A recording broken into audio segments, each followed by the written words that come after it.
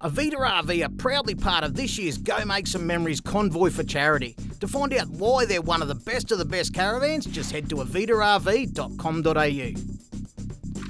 Well, they tell me that the Jervis Bay Maritime Museum hides a few little treasures that you wouldn't expect. So I thought, let's get down there, check them out and see what it has to offer. Macca, there is no time like the present. I say we grab a couple of convoys, get in there, check it out.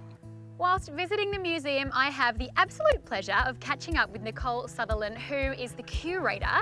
Now, Nicole, thanks so much for having us today. Thanks for coming. What can you tell us about the current displays inside? So the Lady Denman Museum opened in 1988 by Dawn Fraser. She came here and opened up the museum for us.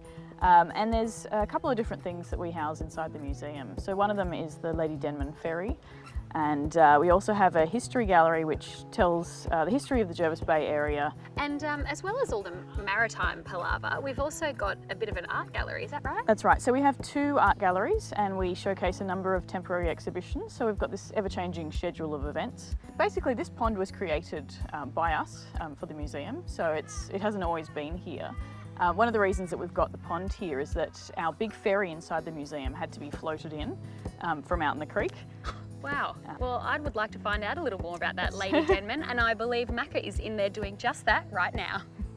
Maureen, I am lucky enough to visit a lot of museums around the place, and normally they've got a bit of a scale model of something that was really cool. You have the whole ship in your museum. How did you manage that? Well, I could say luck, but it hasn't been luck. It's been a lot of hard work, a lot of years. This ferry was on Sydney Harbour, and when it was decommissioned, somebody had a really good idea.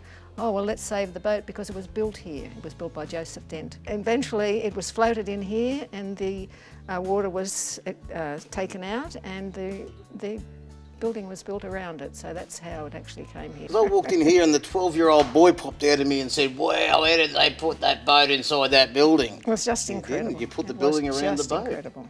Well, this place is an absolute treasure trove. Dee, is there anything that stood out to you in particular?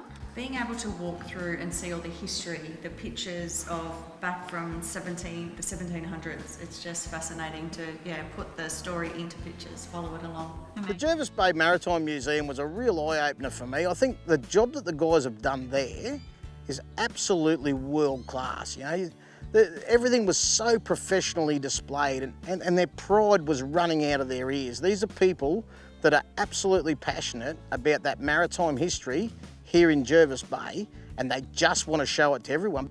Well, here's a hot tip. If you happen to be in the area, make sure you do come down and check out the Jervis Bay Maritime Museum. That's right, and while we're on the subject of hot tips, why don't you check this one out?